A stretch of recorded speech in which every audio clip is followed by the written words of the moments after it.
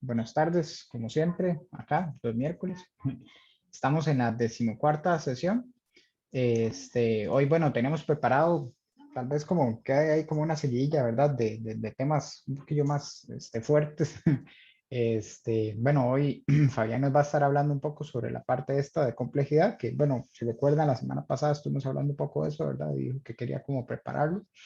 Y bueno, la próxima semana vamos a tener un invitado importante. Ahí tal vez Fabián después nos puede hablar un poquillo de la trayectoria del compañero Siddhartha. Siddhartha es, ¿verdad? Perdón, Siddhartha. Sí, Ujú. Siddhartha, sí. Sí. Como para que ustedes sepan ahí que va a estar con nosotros un invitado ahí. Y pues sí, creo que para no atrasarlo, le doy la palabra a un solo, Fabián, para que le entre.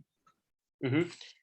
Igual, voy a dar el anuncio ahorita por si la gente que está viendo el video sale pronto. Sí, sí, Eh, sí. la semana que viene vamos a tener a Siddhartha Morales. Es bueno, un amigo mío y también un físico bastante bueno. Él, como así para darles un resumen rápido, estudió en la UNAM y después hizo el programa de maestría entre la Universidad de Sao Paulo y Perimeter.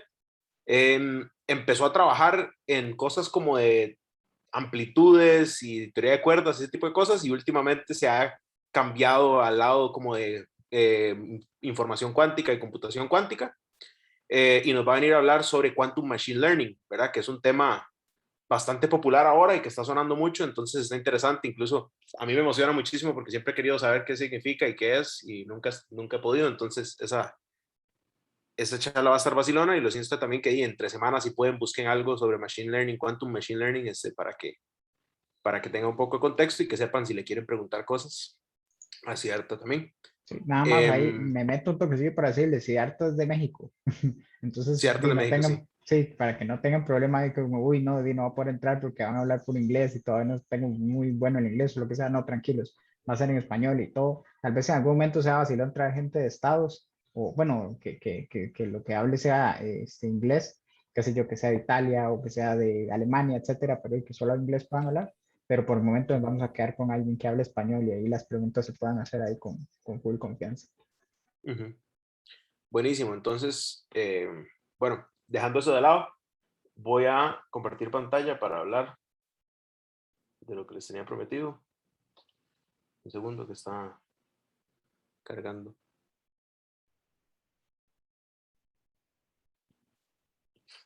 Justamente estaba funcionando y ahora no. Vamos a ver.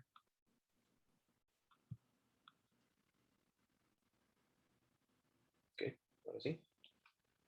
Nada más ocupo que alguien quite el mute un segundo y me diga si se puede ver mi pantalla y si se puede ver cuando lo Sí, muevo así. ahí se está viendo Sí, bien, sí, está ahí bien, está bien, perfecto. ahí está bien. Buenísimo, muchas gracias. Bueno, y siendo un poco hipócrita con lo que acaba de decir Brian, desafortunadamente escribí esto en inglés, pero Sí, ahí mira, vamos a ir haciéndolo. ahí explica en español. Sí, no fue consciente, pero sí, lo vamos a explicar en español. Entonces, básicamente lo que quiero hablar hoy un poco es una mezcla de temas entre materia condensada, información cuántica y teoría de la computación, me atrevería a decir un poquito. Eh, y solo porque me parece interesante esa corriente que existe en el medio de todas esas disciplinas y que me parece que nunca se exploran ni en el bachillerato ni en casi que ningún lado. Son cosas como que uno poco a poco, o sea, va viendo y va encontrando relaciones, eh, y me parece interesante por eso. Quería hacer un disclaimer que es que muy probablemente para gente que está empezando en la carrera, mucho de esto vaya a estar afuera de lo que hayan visto. Eh, Entonces, para ustedes, la motivación principal es que vean temas nuevos, que vean conceptos nuevos y que se motiven a aprender estas cosas, ¿verdad? Y muchas de las cosas probablemente las pueden seguir. Tal vez no vayan a saber cada detalle, como yo tampoco lo sé, pero por lo menos van a ver nuevos conceptos y van a ver cosas interesantes ahí que en el futuro tal vez vayan a hacer más clic. Y para las personas que están más avanzadas, muy probablemente esto va a tener un poquito más de sentido, en el sentido de que los conceptos tal vez ya los hayan visto antes, pero tal vez no hayan visto esta perspectiva ni estas ideas interesantes. Y entonces, esto que voy a hablar sale de una carta que mandó von Neumann a Birkhoff, no sé si así se pronuncia Birkhoff, la verdad, ni von Neumann, pero ustedes me entienden, en el que él le dijo que no sé, que si no sabía si le parecía inmoral, pero que él ya no creía en el espacio de Hilbert.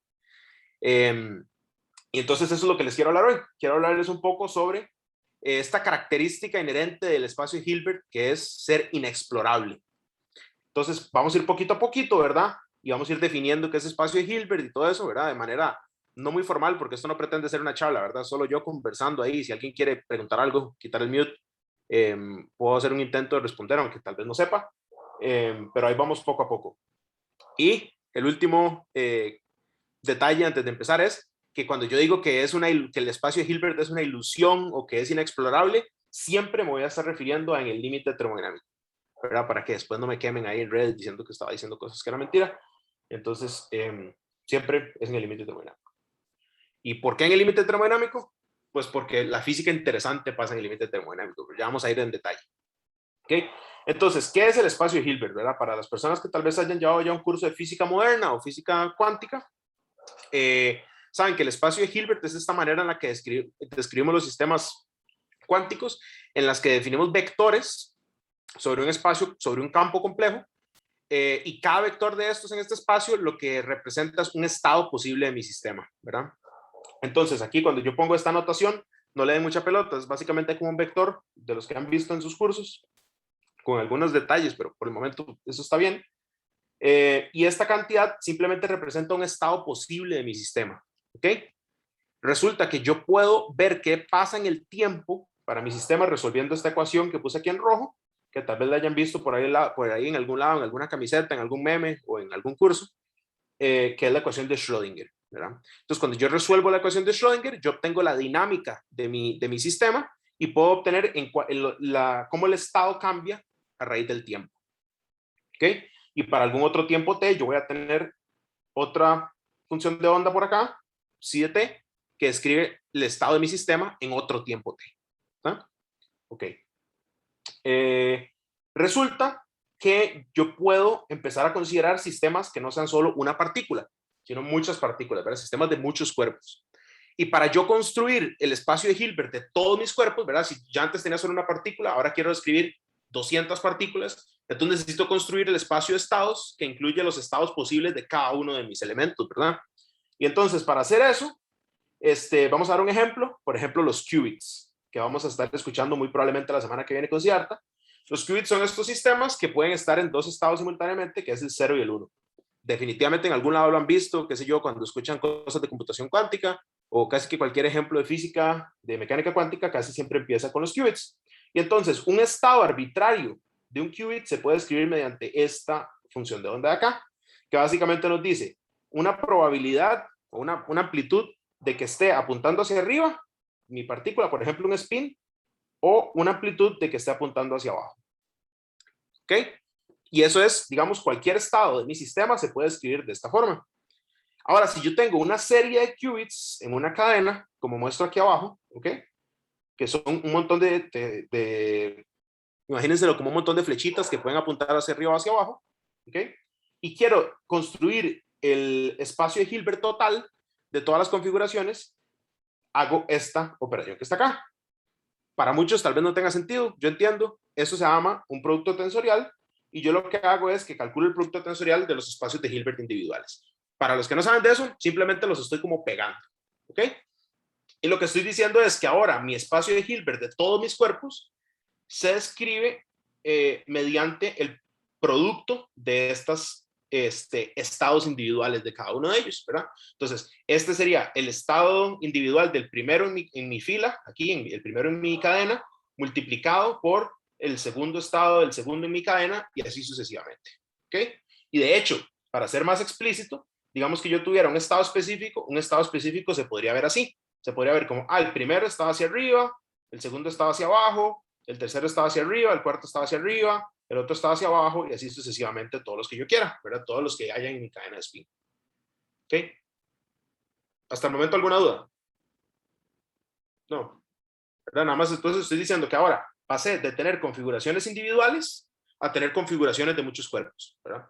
Eso es básicamente lo que estoy diciendo, nada más. Fabián, Sí. eso puede ser una analogía como una combinación lineal, ¿o no? ¿O estoy usando mucho el lenguaje?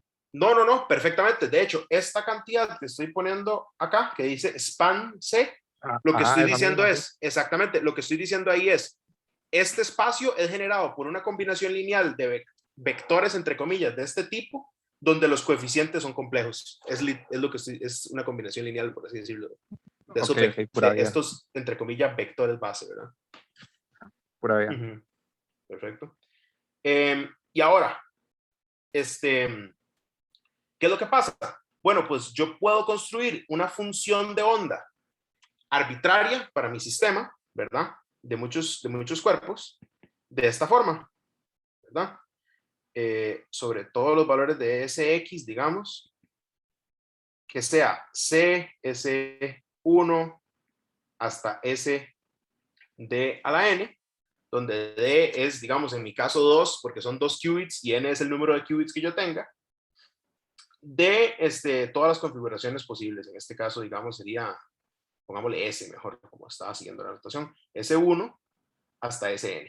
Y entonces noten que para yo hacer esa combinación lineal de la que nos hablaba Erika hace un segundo, necesito d a la n coeficientes. ¿Ok? Una cantidad absurda. En el caso de qubits, como los que estamos hablando aquí, que pueden estar en dos estados, arriba o abajo, sería 2 a la n coeficientes. Vean entonces que el número de coeficientes que yo necesito para describir mi sistema, o el estado de mi sistema, crece exponencialmente en el número de elementos que yo tenga en mi cadena o en mi sistema, ¿verdad? ¿Ok? Ahora, eso es una cantidad extremadamente grande, ¿verdad? Y resulta que cuando yo trato de describir estados físicamente interesantes, ¿verdad? Que sé yo, estados de orden, como que, bueno, vean qué interesante, este modelo tiene una temperatura a la que todos mis flechitas quieren apuntar hacia la misma dirección, o todas mis flechitas quieren estar contrarias a las sus vecinos, por ejemplo. ¿Ok? Ese tipo de cosas pueden pasar, pero resulta que nunca, o no nunca, pero digamos casi nunca, se necesitan esta cantidad de coeficientes. Se necesitan muchísimo menos. ¿Ok? Entonces, la razón para eso es porque los estados base son especiales, de alguna forma. Los estados base o los estados de mínima energía, ¿verdad? Los estados que minimizan nuestra energía, son especiales en el sentido de que están menos entrelazados. ¿Ok? Entonces, a lo que quiero llegar con todo esto es que en mi espacio de Hilbert, ¿verdad? Digamos que aquí está mi espacio de Hilbert, bastante grande. Hay un montón de estados. Esta es mi propuesta en la que estoy llegando. Aquí está en verde los estados que algún día voy a poder visitar o que voy a poder conocer, ¿verdad? Y que entonces los estados a los que yo tengo acceso, a lo que yo quiero llegar es que esta cantidad verde que está aquí es muy diminuta en comparación con todo el espacio de Hilbert. O, en otras palabras, como dije al principio, que la mayoría de estados en el espacio de Hilbert son inaccesibles, ¿verdad? Eso es a lo que yo quiero llegar. Y ya vamos a ir definiendo poco a poco qué significa inaccesible y eso. ¿Ok? ¿Alguna pregunta hasta ahora? Por ejemplo, nadie me ha preguntado para qué, a mí qué me importa el límite termodinámico, ¿verdad? O sea, ok, muy bonito, sí, esto pasa en el límite termodinámico, tal vez, pero a mí qué me importa, o sea, ¿de qué sirve el límite termodinámico, verdad? Y bueno, el límite termodinámico sirve, ¿verdad? Porque suceden estas transiciones de fase o orden espontáneo que puede aparecer, solo ocurre en el límite termodinámico. En un volumen finito, si yo tuviera 200 partículas, puede ser que yo vea señales como de esta transición o como de este orden, pero no voy a ver, digamos, por ejemplo, una divergencia real o algo por el estilo. Entonces, para eso es que sirve, por eso es que es interesante el límite termodinámico, porque ahí es donde pueden aparecer estos órdenes. Entonces, para hacerlo más explícito, porque siento que no estoy siendo suficientemente explícito, si yo calculo, por ejemplo, el promedio de para dónde están apuntando mis flechitas, ¿ok? Entonces, lo que yo tendría es como un factor aquí que sea menos VHS, eso es así como un peso probabilístico por mi elemento al que le estoy calculando el promedio, ¿verdad? Esto es un promedio normal y común. Esto, digamos, viene de física, que en algún momento harán, ¿verdad? Pero por el momento no se preocupen, es como cuando uno calcula el promedio ponderado, ¿verdad? Este sería la cantidad de créditos y este sería la nota. Eso nada más le da un peso a la cantidad que yo estoy promediando. Resulta que si yo tengo una simetría y yo digo, pero es que que vacilón, mi hamiltoniano tiene la propiedad de que si yo le doy vuelta a la cadena, son toquecitos que por alguna razón no está escribiendo, si yo le doy vuelta a la cadena, es decir, si le meto un menos, me da lo mismo que si no lo tuviera. Eso se llama una simetría Z2. Entonces, ¿qué pasa si yo tengo esa simetría? Pues eso implica que yo puedo cambiar mi suma, redefinirla a un nuevo S tilde, que es por definición menos S, y me quedaría E a la menos beta H de menos S por menos S, ¿verdad? Pero mi hamiltoniano es invariante, entonces esto sería menos el promedio de S. ¿Y qué pasa cuando una cantidad y su negativo son iguales? Es cero. Cero, sí. Exactamente, es cero. Entonces eso nos diría, usted nunca puede tener un S promedio distinto de cero, ¿ok? Pero resulta que sí lo encontramos. Sí existe este orden que aparece espontáneamente. Entonces, ese orden solo aparece cuando yo estoy en el límite termodinámico. Entonces, por eso es que estoy haciendo el argumento de que es interesante estudiar el límite termodinámico, porque pasan cosas que uno no espera que puedan pasar, ¿ok? Espero que por lo menos eso los convence un poquito de que el límite termodinámico es útil o que es interesante estudiar. Y ahora sí, tenemos que hacer una pregunta muy difícil, que es, si yo tengo algún estado inicial, C sub 0, yo preparo mi sistema cuántico de muchos cuerpos en un estado inicial C sub 0, y yo lo dejo que evolucione con algún hamiltoniano local en tiempo finito, ¿verdad? Puedo llegar a cualquier estado en H. O sea, ¿cuánto voy a explorar este espacio que teníamos por acá si yo hago una evolución hamiltoniana? Entonces, bueno, tratemos de responder eso hablando un poquito sobre esto de complejidad que hemos estado hablando desde el principio. Entonces, creo que tal vez por ahí está Graving, ¿verdad? Graving es una persona que hace complejidad, pero es otra cosa, otra complejidad distinta, ¿verdad? No es exactamente lo mismo. Entonces, voy a definirles a qué me refiero cuando hablo de complejidad en este contexto. Entonces, creo que esto tal vez ya lo había hablado un poco en la clase anterior, pero aquí lo puedo repetir. Entonces, si nosotros consideramos funciones con un soporte en los números binarios, ¿verdad? Entonces, ¿qué significa eso? Una función, el conjunto de funciones que reciban los números binarios como input. Entonces, una función que reciba ceros y unos y me devuelva ceros y unos, un 0 o un 0 o un 1, ¿verdad? Como en este caso. Entonces, ¿cuántas funciones de este tipo existen para un input de n números binarios? Okay, entonces contemos. Básicamente, así simplificado, tengo 2 a la n entradas posibles, ¿verdad? De las 2 a la n en configuraciones en las que puede estar, y para cada una de esas tengo 2 posibilidades de output, ya sea 0 o 1. Entonces, la cantidad de funciones que yo puedo crear de este tipo va como doble exponencial, 2 a la 2 a la n. ¿Okay? O sea, es una obscenidad de crecimiento rápido con el número de inputs que yo tenga de binarios. ¿Ok? Entonces, ¿qué pasa si yo quiero computar estas funciones? Pues yo puedo empezar y decir, ok, ¿cuántos gates o compuertas lógicas que tengan 2 inputs necesito como mínimo para computar f? Y a eso es a lo que me refiero con complejidad. Esa va a ser nuestra medida de complejidad. ¿Cuál es el mínimo número de compuertas lógicas de 2 bits que yo necesito para calcular f? ¿Ok? ¿Queda claro eso? O más o menos. Alguien ahí que pegue un grito. ¿Queda más o menos claro? Sí, digamos que sí. ¿Ok? O sea, es digamos, bastante simple. Sí, digamos, yo nada más tengo mi función f, ¿verdad?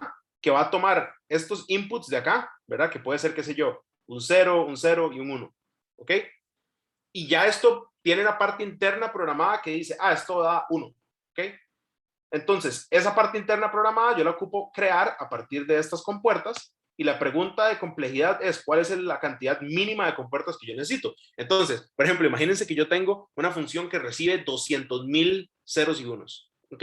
Pero la función es una estupidez, nada más es, independientemente de lo que digan, devuelva 1, ¿verdad? Entonces, esa sería una función muy fácil, ¿verdad? Porque yo nada más le digo, devuelva 1, ¿ok?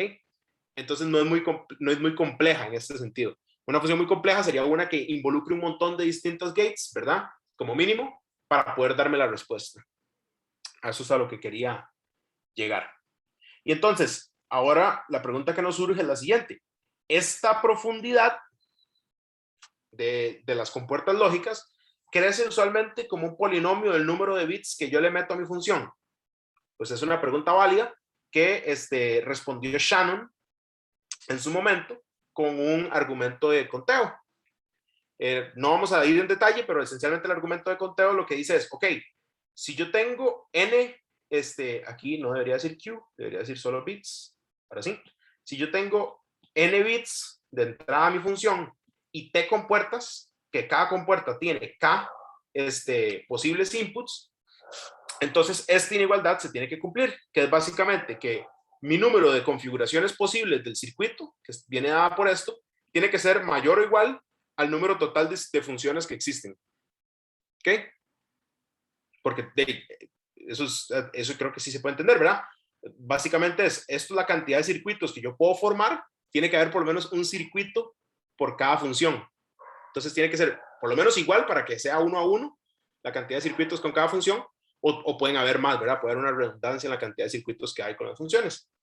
Resulta que si uno hace un poquito de álgebra, ¿verdad? Se da cuenta de que t, que es el número de compuertas, escala de manera exponencial con el número de bits. Entonces, la respuesta a nuestra pregunta, aquí arriba, que si usualmente esta profundidad es polinomial en el número de bits, es no, ¿verdad? La mayoría de circuitos en general, o sea, en principio, deberían depender de manera exponencial del número de compuertas. Perdón, del número de bits de entrada. Y lo fatal de eso es que la mayoría de funciones que nosotros podemos crear crecen de forma polinomial en el número de bits, ¿verdad? Primeramente porque eso es lo que podemos computar usualmente, ¿verdad? O sea, esto crece demasiado rápido. Rápidamente esto se sale del tiempo que nosotros tenemos disponible de vida, ¿verdad? Como para poder computar cosas. Entonces, y de hecho cuesta incluso encontrar un ejemplo de una función que crezca de forma exponencial en el número de bits. De hecho, eso fue un artículo importante. Aquí tengo apuntado quién fue quien lo escribió. Si me dan un segundo lo encuentro aquí. En un artículo de Hartmanis y Stearns en 1965, ellos lograron encontrar una función que creciera exponencialmente. O sea, imagínense, encontrar una función que cumpla esto es difícil, y sin embargo sabemos que deberían poblar la mayoría de funciones de este tipo. Entonces eso nos dice como, vean, nuestras mentes o nuestros procedimientos encuentran funciones que crecen de forma polinomial en n, y nos cuesta más bien encontrar lo más común, que es funciones que crezcan, que no crezcan polinomial, sino que crezcan exponencial. ¿Ok? Y ahora lo que yo quiero hacer es, ok, pero esto se ve como muy parecido a lo que pasa en computación cuántica, ¿verdad? Podemos hacer un mapeo entre este tipo de cosas como de computación clásica, donde yo tengo simplemente ceros y unos, a tener qubits, ¿verdad? Que están entrando a un sistema de compuertas. Resulta que unas personas, Lee, Suzuki y Trotter, tienen un algoritmo en el que usted puede agarrar una evolución hamiltoniana y mapearla a un conjunto de compuertas unitarias actuando sobre su estado. Entonces puedo mapear básicamente mi hamiltoniano, ¿verdad? Mi dinámica del sistema, a algo como una computadora cuántica, entre comillas. ¿Ok? Entonces ahora ven que este problema que yo tengo acá se parece muchísimo al problema que teníamos acá, pero ahora no con bits clásicos, ceros y unos, sino con qubits, ¿verdad? De si 1 a 100. Y resulta que esto, pues no fue que lo pensé yo, ¿verdad? Esto lo pensó alguien muy inteligente, estos autores que publicaron este artículo, que como él dice, Quantum Simulations of Time-Dependent Hamiltonians in the Convenient Illusion of Hilbert Space. Y entonces lo que ellos lograron demostrar en ese artículo es básicamente lo que yo les he contado hasta ahora. Ellos encontraron la variedad, ¿verdad? O el espacio, ¿verdad?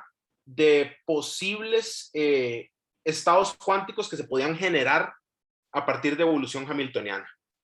Entonces agarraron un hamiltoniano local y dijeron a cuántos o cuál es el volumen de espacio que toma esa cantidad de estados a los que yo puedo llegar, ¿ok?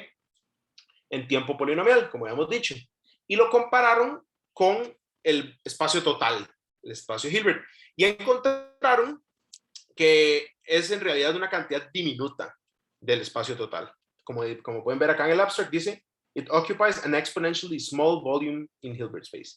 Entonces, en realidad, la cantidad de espacio que podemos llegar bajo una evolución hamiltoniana en el límite termodinámico es exponencialmente pequeña en comparación con el volumen total del espacio Hilbert. Y a eso es exactamente a lo que me refería al principio de esta sesión, cuando dije que es inexplorable. Porque si yo tengo un hamiltoniano normal, local, así, promedio, solo puedo llegar a una sección exponencialmente pequeña de todo el espacio. Entonces, todo el resto para mí es inaccesible, no puedo llegar. Entonces es inexplorable de alguna forma. Entonces vemos que efectivamente esta foto que hemos dibujado acá, ¿verdad? Tenía sentido. Yo solo puedo llegar a partir de una evolución temporal a este pedacito chiquitito del espacio y todo esto otro que está por acá es completamente inaccesible. ¿Ok? Entonces eso es básicamente la idea de lo que les quería decir, ¿verdad?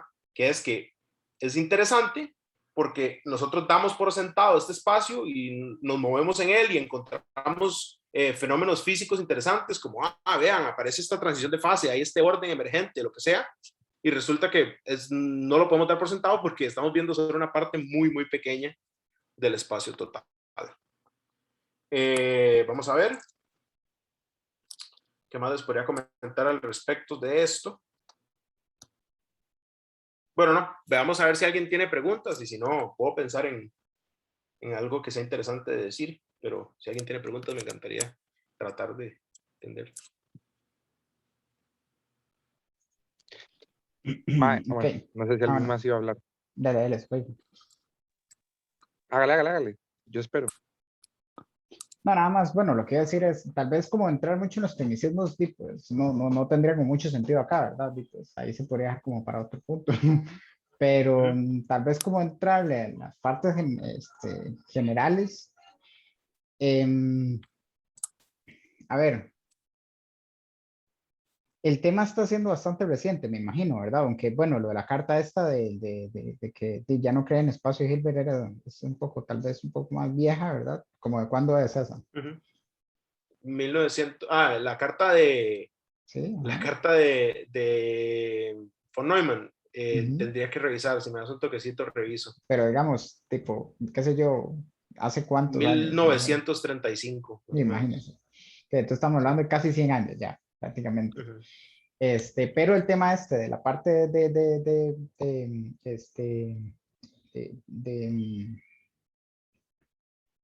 ¿cómo decirlo? Bueno, de todo esto que estamos hablando, pues se está manejando ahora recientemente, ¿verdad?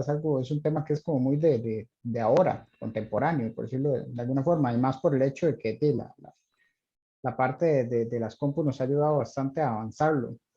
Entonces, tal vez me gustaría saber, Fabián, usted que está un poquillo más metido en eso, ¿qué tantas utilidades podría verle usted a corto plazo y después tal vez a largo plazo? O sea, como algo que usted diga, bueno, realmente en estos momentos está en, qué sé yo, una etapa todavía muy poco madura o algo por el estilo, pero y tal vez se le pueda llegar a dar estas aplicaciones que sean un poco más directas. O sea, como qué podría llegar a hacer que esto se haga un gran boom y que, pues, qué sé yo, se generen cursos enteros de estos temas digamos, a nivel de bachillerato o que se den, ¿cómo decirlo? Bueno, no, es que ya conferencias y ese tipo de cosas ya se dan.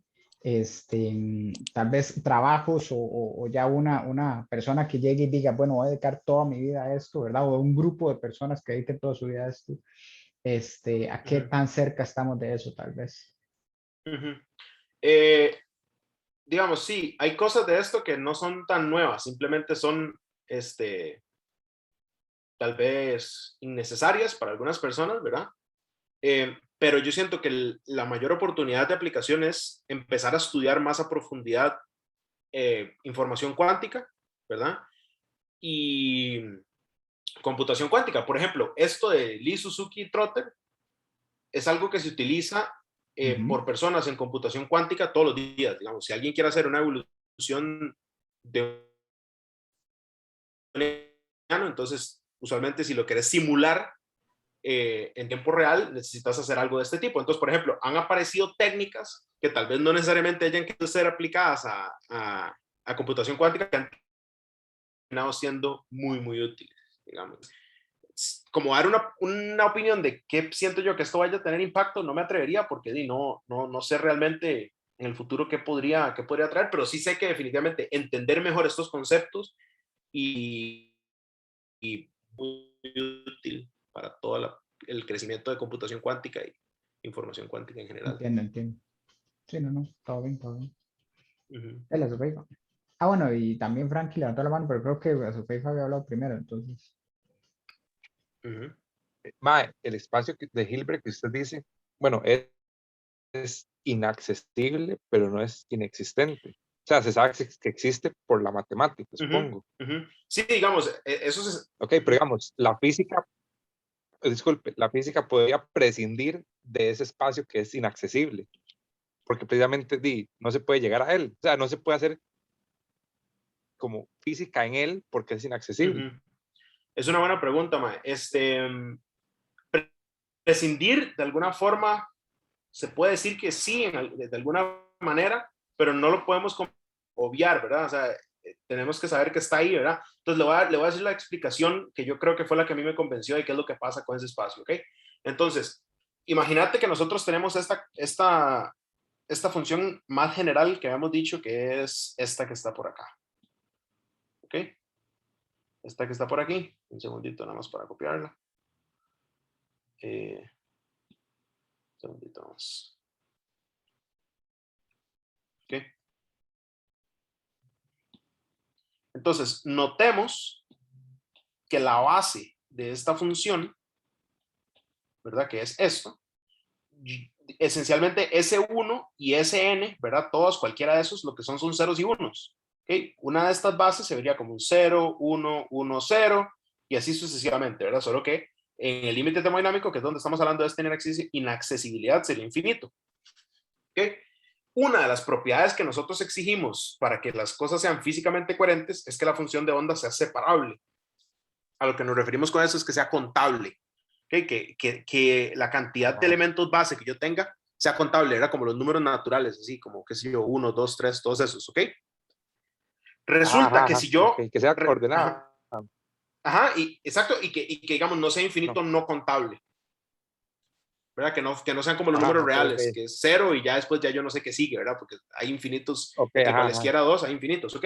Entonces, lo que pasa es que, si yo empiezo a enumerar las diferentes configuraciones que existen, ¿verdad? Ahí yo hago una lista de todas las configuraciones que existen, ¿ok? Resulta que yo puedo agarrar y crear una nueva, ¿verdad? Aquí están todas las que existen.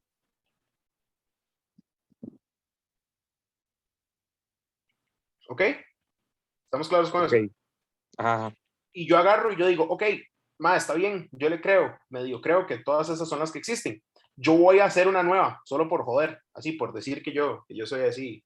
Entonces yo voy a la primera entrada y le doy vuelta y pongo un 1. ¿Ok? Voy a la segunda entrada del segundo en la lista y le doy vuelta. Voy al tercero y digamos que era un 1 y le doy vuelta. Y hago eso sucesivamente hasta llegar al último.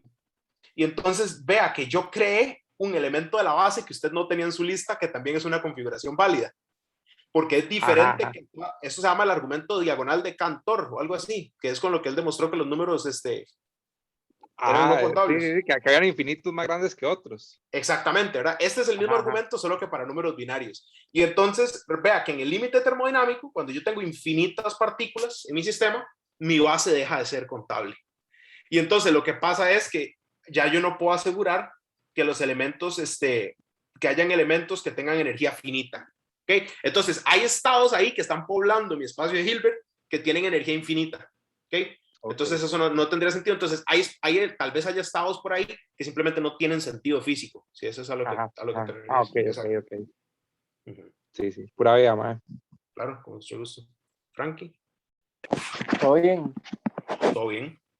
Una pregunta, ¿cuál era, no sé si te leíste la carta y lo recuerdas, cuál era el argumento de von Neumann para como perderle cariño a los espacios de Hilbert? ¿O cuál era? ¿Era el de esta misma línea o era diferente? Honestamente, madre, sería mentirle si le digo que he leído toda la carta, pero estoy bastante convencido, pero puedo fact-check, digamos, de que iba por esta línea, por la línea de la inaccesibilidad y del hecho de que, digamos, que crecía exponencialmente en el número de elementos que tenemos, pero definitivamente voy a fact-check eso y puedo pasar por ahí la carta completa para que puedan ver. Por ahí. Uh-huh.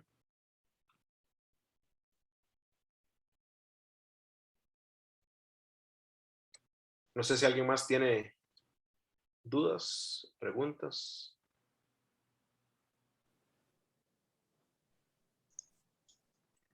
Madre, y si nadie tiene, puedo tirarle una nomás como Claro, ahí claro. el suave. Sí, sí, sí. Dale, dale. Mae, o sea, al final todo esto es solo un rompimiento de ergodicidad. O sea, la idea detrás es que hay unos estados que no son accesibles, el límite termodinámico, etcétera, pero que, o sea, no estamos diciendo o sea, estamos diciendo que aunque el sistema termalice una temperatura, se rompe ergodicidad, ¿verdad? Ok, O ok. no es Ya exactamente lo mismo. Ajá, entiendo. Cuando dice se rompe ergodicidad, lo dice porque, digamos, no estoy explorando todo el espacio, entre comillas, de fase. A eso se refiere, ajá, digamos. de hecho, justo esa es mi pregunta. ¿Cómo puedo decir que esto es un rompimiento de ergodicidad? No es exactamente lo mismo, es en términos generales, digamos. Qué complicado, es una buena pregunta, mae. Es que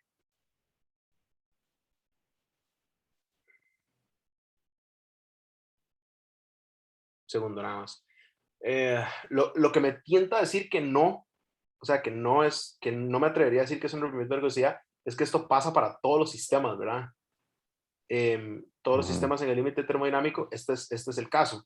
Incluso un sistema, digamos, un sistema que presente quantum chaos, ¿verdad? Que sería como el código por excelencia, tendría este efecto de que no se puede explorar todo el espacio de Hilbert en el límite termodinámico, ¿verdad? Como dije. Entonces, no me atrevería a decir que esto implica que todos los sistemas en los que esto pasa sean no ergódicos o que haya un rompimiento de ergodicidad, pero es una excelente pregunta, man. Es una muy buena pregunta. Sí. Por allá. Voy a look more into it para ver qué tal. Sí. Veo algo en el chat. ¿Alguno de estos sistemas inaccesibles puede tener sentido matemático y no físico? Sí, sí. De hecho, estos sistemas como los que le estaba diciendo a Eric hace un segundo, ¿verdad? Que tienen energía infinita, matemáticamente no sería un problema, ¿verdad? Ellos dicen, sí, tienen energía infinita, todo bien, ¿verdad? Pero para nosotros en física no tiene sentido, ¿verdad? Pero sí, es una buena pregunta, digamos, no. Para los matemáticos tal vez no haría tanto problema como para nosotros. De hecho, hay muchísimas cosas que para los matemáticos son útiles y que nosotros nos genera problemas que existan, de hecho. O bueno, hasta el momento no lo hemos encontrado como tal vez una buena forma de utilizarlo en física, se podría decir, porque al final siempre es como el mismo proceso, ¿verdad? Que, qué sé yo, aparece una nueva forma, una nueva herramienta matemática y después del tiempo es que nosotros en física lo adaptamos para poder describir algún tipo de sistema o algún tipo de fenómeno. Puede no tener sentido físico ni matemático.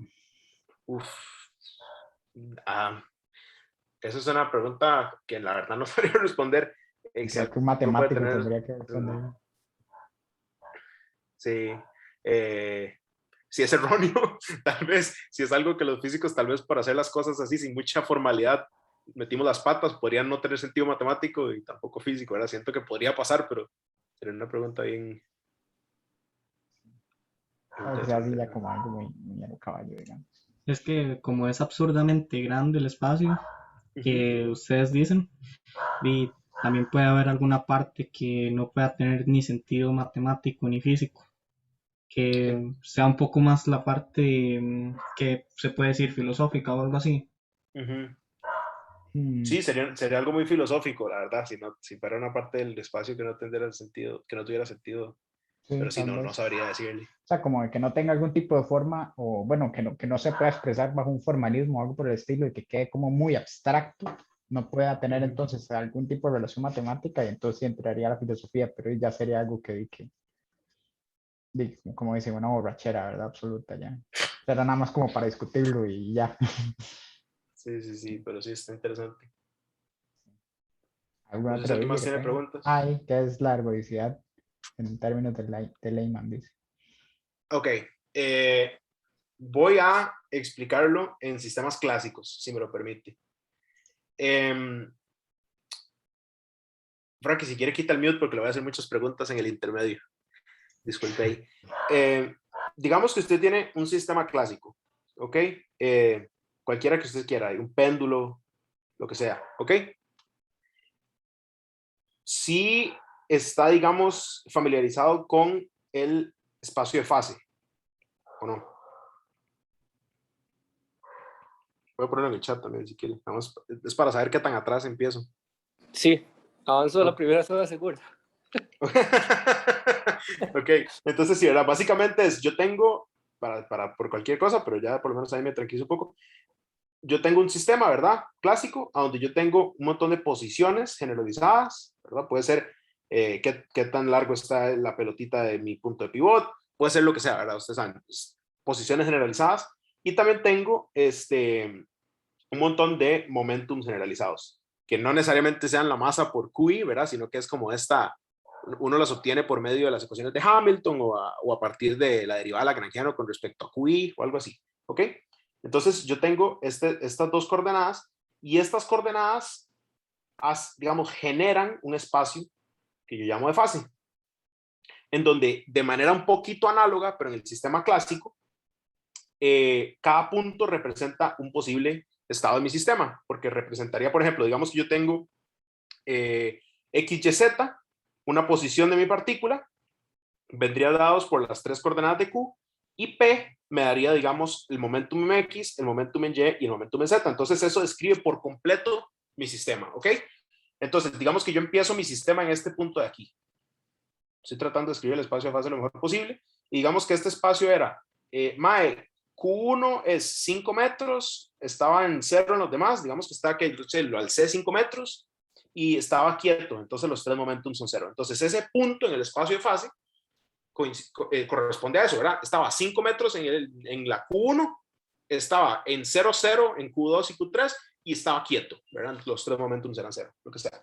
Cuando yo evoluciono en el tiempo, mi sistema lo que empieza a hacer es moverse por el espacio de fase, ¿verdad? Este puntito aquí a la par de mi punto verde sería, mae, ahora su partícula está en 5, en 0.1, aquí sigue en 0, tanto cosito que ahora yo no sé por qué, en 0.1 ahora sigue en 0, y ahora estás en 0, tenés una velocidad pequeñita en esta componente y aquí está 0, ¿verdad? Entonces, a lo que estoy tratando de llegar es, cuando yo evoluciono en el tiempo, eso se ve como el puntito moviéndose en el espacio de fase, porque se está moviendo sobre las diferentes configuraciones por las que va pasando.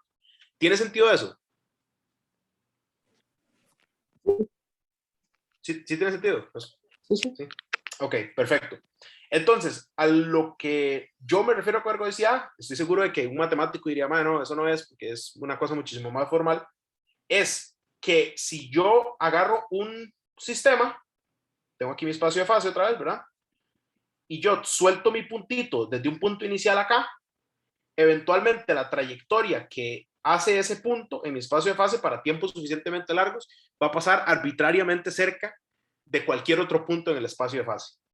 O en layman terms, ¿verdad? Es que mi partícula va a explorar todo el espacio de fase. ¿Okay? Que la partícula está explorando el espacio completo, pasando por las configuraciones. Muy diferente a que la partícula, qué sé yo, solo hiciera así y empezara a hacer en círculos. Eso no sería algo ergódico porque no estoy explorando el espacio de fase. ¿Ok? Y una pregunta, entonces, por ejemplo, la partícula cortar su trayectoria en el espacio de fases, no se puede retrodecir, pues, ¿verdad? No se puede saber de dónde partió. Sí, si me das la partícula en cualquier momento del tiempo, yo no sabría decirte, porque exacto, tiene una trayectoria así cerrada. Digamos, se me olvidó el de esta vara que decía Laplace, que no es determinista, por ejemplo. Exactamente. Okay. Sí, de hecho, eso pasa, digamos, si vos tenés un sistema, hay un conjunto de sistemas que se llaman sistemas integrables, ¿verdad? Esos sistemas son sistemas en los que eso se ve en mecánica 2, digamos, cuando uno ve como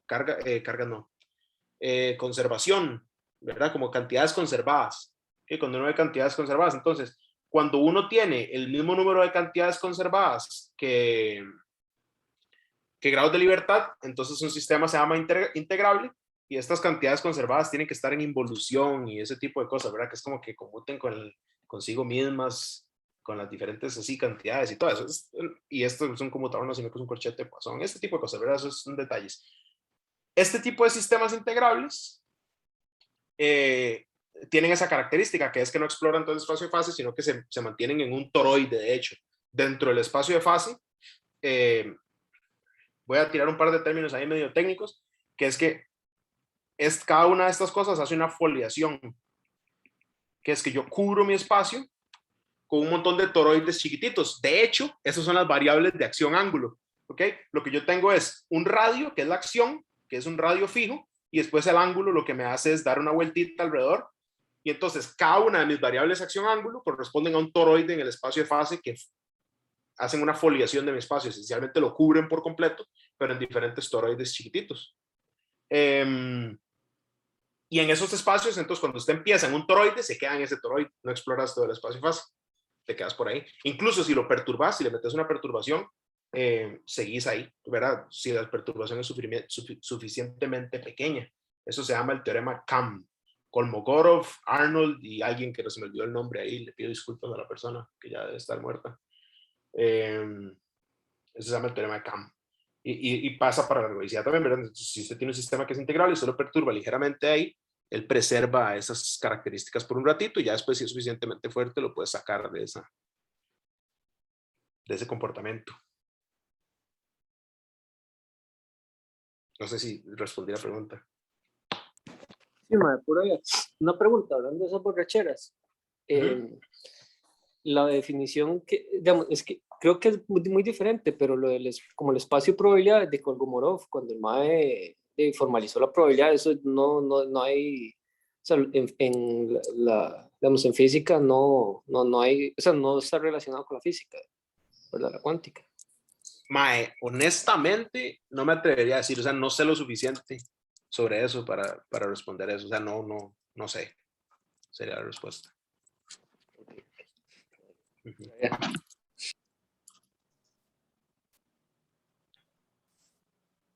Cosas que pasan. Sí. ¿Alguna entradilla que tengan por ahí?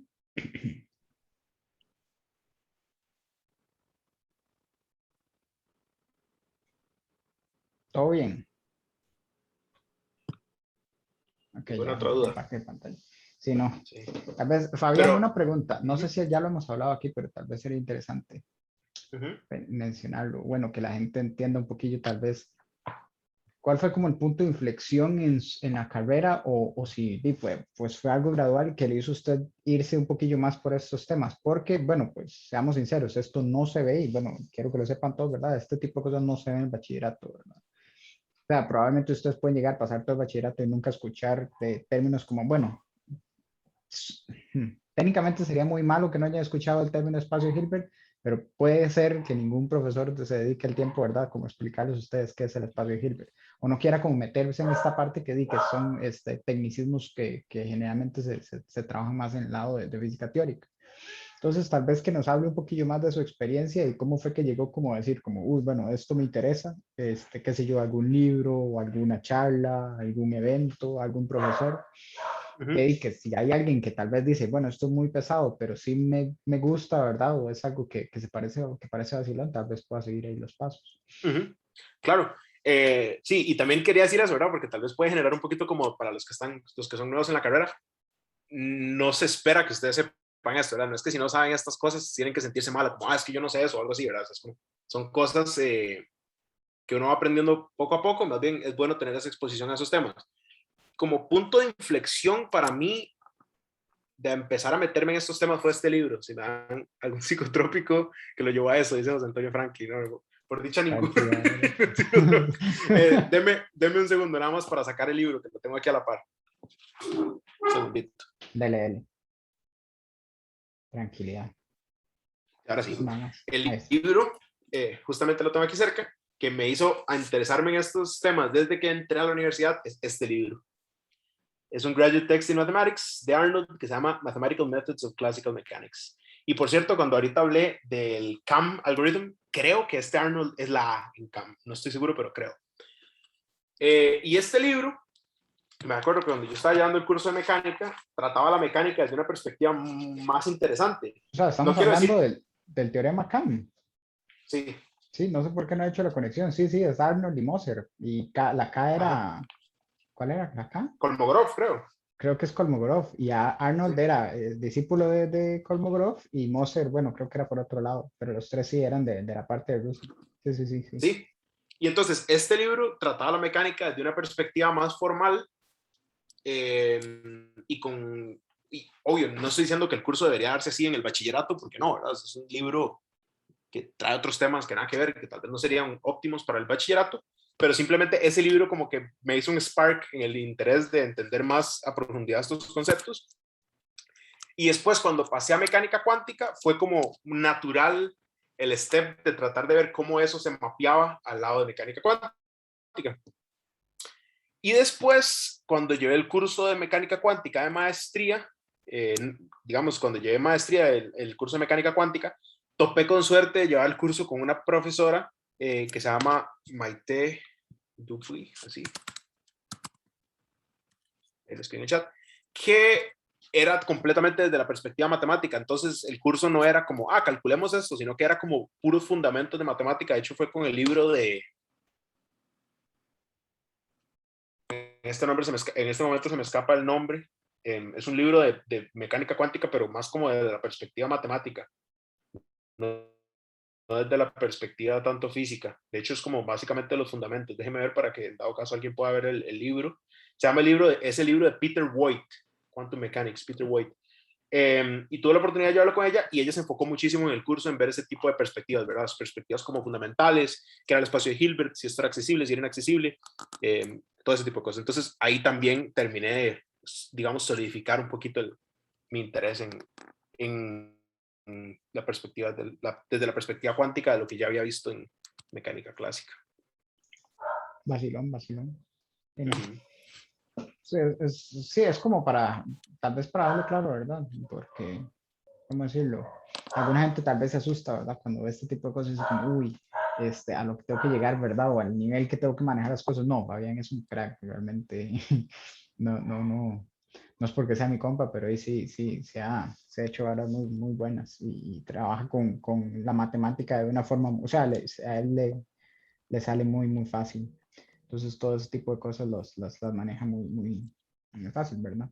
Pero igual, si hay alguien que le interesa ese tipo de cosas, pues ahí ven, ¿verdad? Ahí está ya como ¿cómo decirlo? Las raíces de Fabián, cómo fue que se fue medio entrenando y llegando a eso.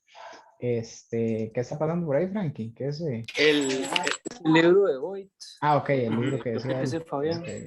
Sí, para sí, es un libro excelente para cuando lleven mecánica cuántica, porque lo ven mucho desde la perspectiva de la teoría de grupos, pero al principio esperaría que hayas visto algo de eso cuando ya lo vayan a ver. Es como para un curso, digamos, de maestría, diría yo, en mecánica cuántica. Y entonces nunca se mete en sistemas difíciles, qué sé yo, como Zeeman o cosas raras, sino que es como, ok, veamos el oscilador armónico, pero desde una perspectiva muy formal, digamos. Eso es básicamente el libro. Sí. No sé si hay alguna duda adicional que tenga alguno por ahí, algo que le quiera preguntar a Fabián. Igual, si en algún momento, ¿verdad?, les surge una duda de esto y no estamos en la reunión, pueden tirarle al Discord o mandarme un mensaje o donde sea. De hecho, en estos días he estado agarrando los videos, digamos, los que hemos estado teniendo para ver si hay algunos highlights. Y en la primera reunión eso era justamente lo que hablamos, como el Discord está ahí por si quieren llegar, ¿verdad? Preguntar algo por el estilo por fuera, si tienen alguna duda sobre algún tema, o si tienen alguna duda de, uy, ¿qué me recomienda? O qué sé yo, que quieren, concursar para algo, entonces para ayudarles ahí, ¿verdad? Como para que tengan una noción de cómo hacerlo, ¿verdad? O qué deberían tener, qué no deberían tener, etcétera, etcétera. Pues sí, pues el Discord está ahí para eso, ¿verdad? Ahí adelante. Ujú. Y bueno, no sé si quiere repetir un toquecillo lo de Siddhartha. Bueno, es la misma gente, pero nada más brevemente ahí. Sí, ¿no? Para repetirlo, en la semana que viene ya vamos a tener a Siddhartha, que nos va a hablar de Quantum Machine Learning.